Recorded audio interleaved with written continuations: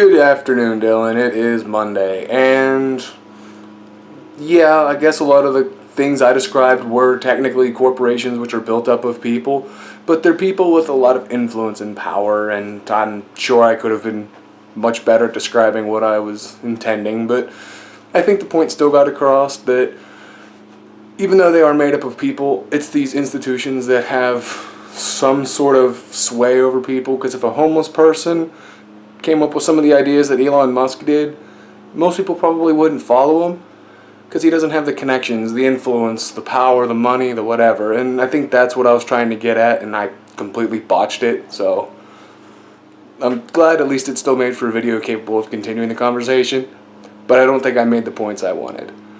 So on to the next topic.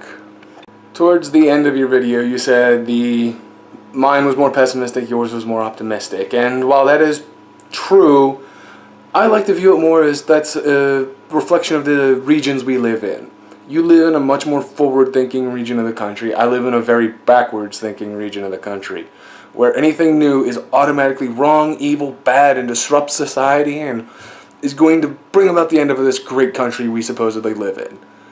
Even though when you listen to the type of things that these people hold up as the good times, like working in factories where once a month somebody being maimed or killed was the standard, and that was okay, but in today's world where everybody can live to retirement, we've become weak, and other things I don't want to even say on our video because they are that derogatory or just outright racist and mean.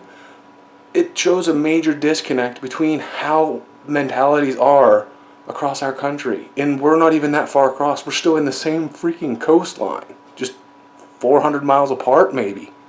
Not to mention the fact that even though we are close and the mentality is so much different, the way that people were brought up is so different, and the society that is culturing their ideas is so different, even though it's within the same country.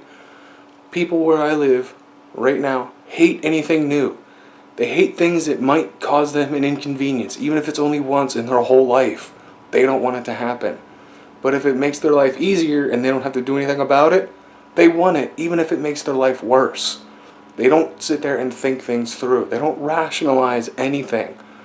And that's what angers me the most, because I'm not that kind of person. I'm way more like you than what our vlog usually shows. You and me are both very maybe not forward thinking, but we're very rational and intelligent people. We like to analyze things from multiple points of view and even argue from points that we don't hold just to prove a point to somebody else. Even if it is a point that we agree with, we like to make sure that they understand and that we can argue any point given. The people where I live don't even like to do that.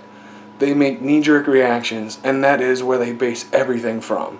And it's incredibly irritating and frustrating because they don't use logic or reason. It's all emotional and incredibly spontaneous. Unfortunately, it is very difficult to hold those two things, or all of those things that I just described, into a viewpoint that is easy optimism and pessimism, which is a topic we've discussed before on, shades of gray and all that fun stuff. And I probably didn't really need to make a video about that because we have discussed similar things before. But I felt it was important to elaborate just how drastically different our regions are and how they influence the people in them. And with that happy note, Dylan, I will see you on Wednesday. Bye.